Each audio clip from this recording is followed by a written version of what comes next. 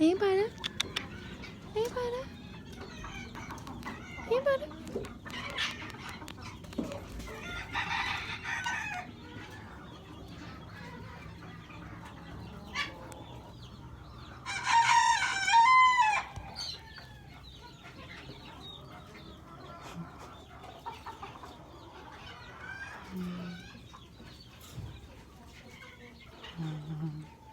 I love you too, buddy.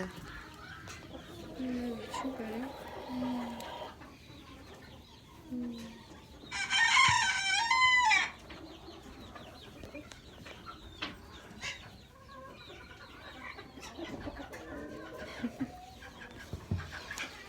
While raising our baby bunny Agouti kit, we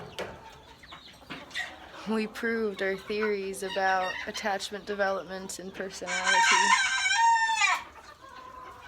He has subconscious parts just like I do. He has moppet parts of consciousness who are embodiers of love. He has nightingales of parts of consciousness who are givers of love. He has normal parts of consciousness who are observers of what is allowed, what the levels of normalcy are within the surrounding society. It's okay, buddy. And he has guardian parts of consciousness. Excuse me. Who protect and defend love of self and love of others. And the manner in which we developed the attachments with him affected the development of his personality directly. Because we helped him feel safe, his guardian parts were deactivated. Because we allowed him to be his natural self without containment, like we didn't force him to be held when he didn't want to be held. We didn't try to reduce the... Those are my headphones, though. Those are my headphones. Oh, those are mine. Excuse you.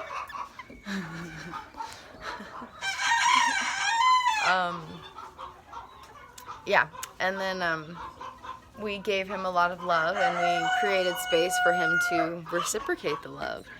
And so we'd pet him, and then he'd lick us, and we'd pet him, and he would lick us. And because he didn't feel the need to focus on his physical safety, every time he'd stand on his hind legs and kind of scan for danger and stuff. Yeah, do you just like holding my hand now? Do you just like holding my hand? We would, hey, that's my hair. Is that a little snack? You have food, you know. He's like, Mama, give me love. I'm just asking for your attention here. Nom, nom, noms. Nom, nom. Hey, that's my hair. That's mine. That's my hair. That's my hair.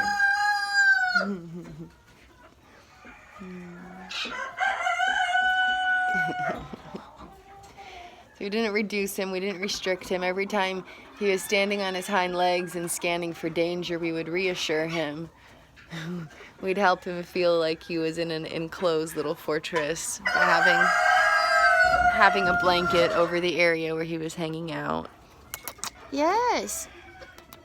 Yes, when you were in a nice playpen on the lawn, we would reduce the stimulus so you could feel safer, huh? And we would spend hours with him, hours and hours and hours, on a regular basis while he was growing up.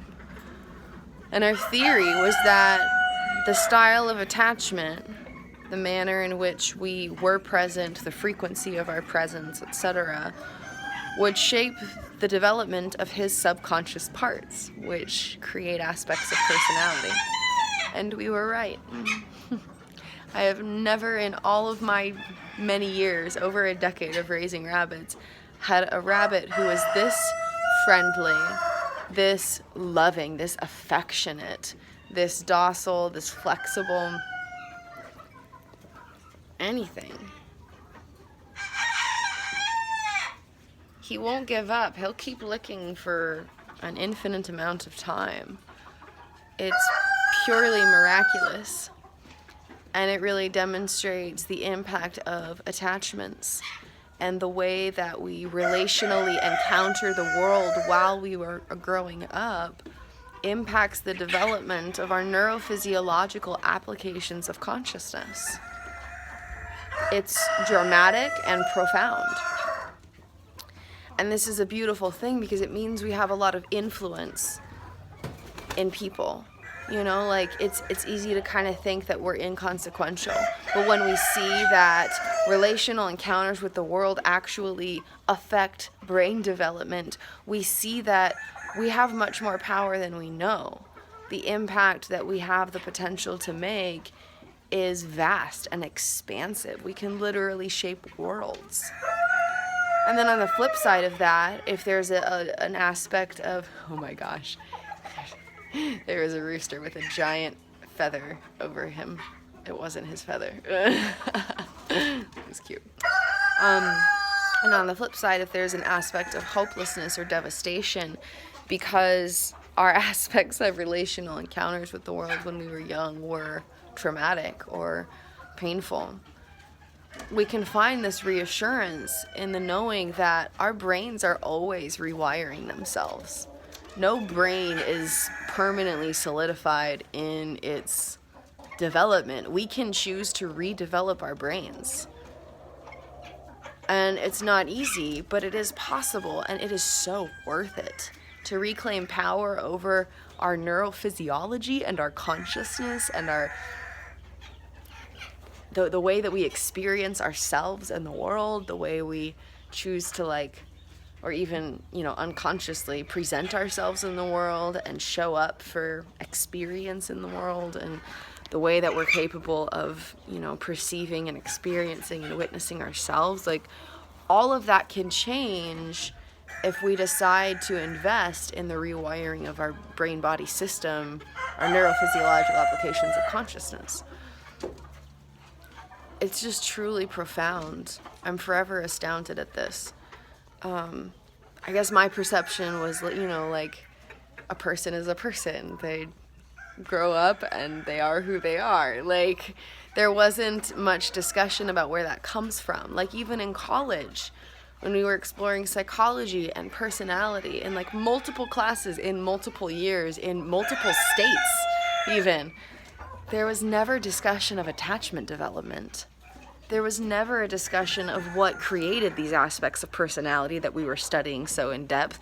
There was never a discussion about where these unique experiences of consciousness came from that we studied in abnormal psychology and all of these things. There was never a talk about how that actually happened on a cellular level, where those things come from. And so now to have this in-depth understanding is truly profound. Yes, hi. It changes the game. Yes, hello, my little lover. My little lover bugger. Are you the most sweetest ever? Oh, hair nibbling again. Hey, that's mine. Hey, that's mine. That's mine. Yeah. And it's beautiful because it kind of opens the door for animal potentials too, creatures that seem like they just are the way that they are and there's nothing we can do about it. A rabbit is always going to be skittish, it's always going to be in a fright mode. That's not always true. And I know animals can be tamed, but I've never had an animal be so directly affectionate. This rabbit would come up and actually cuddle me instead of just being in the distance doing his own thing. And it's just profound. Huh. Hi, little bugaboo. So I would love to see a world where the schools that are teaching about psychology actually teach about psychology, and attachment development becomes a very standardized aspect of education in any field related to the mind. There needs to be an understanding of this because our inner child holds the majority of aspects of who we are. 80% of decision making occurs beyond awareness. 80% of the way that we make decisions in our day-to-day lives comes from our unconsciousness, our brainstem, the stuff way tucked back there, the stuff that was developing before we had awareness of ourselves, the stuff that houses our childhood memories. And so everything stems from that. Everything. Every battle, whether it's anxiety or depression or dissociation or body dysmorphia, I feel like I'm saying that wrong, distorted perceptions of yourself, you know, from like specific mental health battles to like general battles, like just feeling unmotivated or uninspired, feeling worthless, feeling alone. Like all of these different sensations stem from these neurophysiological applications of consciousness. And only when we have an understanding of that as a human species can we evolve and transcend and move to the next level of who we can be. Because I see so many people with so much potential, and it aches my heart, it breaks my heart to see that potential being forfeited because they don't see that. And the only reason they don't see that is because of the wiring within their consciousness impacting their self-perceptions beyond their awareness. And when we can bring that into awareness, it's a game changer. People will have the ability to follow their dreams and live an inspired life and live a conscious life that benefits themselves and the planet at large. Like, there's so much potential for the miraculous experiences that people can have in their everyday lives. And it's only when we wake up these unconscious parts of ourselves that we grow the capacity of consciousness, we grow the cognitive abilities to explore those. Anyway, just some thoughts during our morning meditation while we feed the critters. Yeah, I love you, Bubba. Thanks for being my miracle.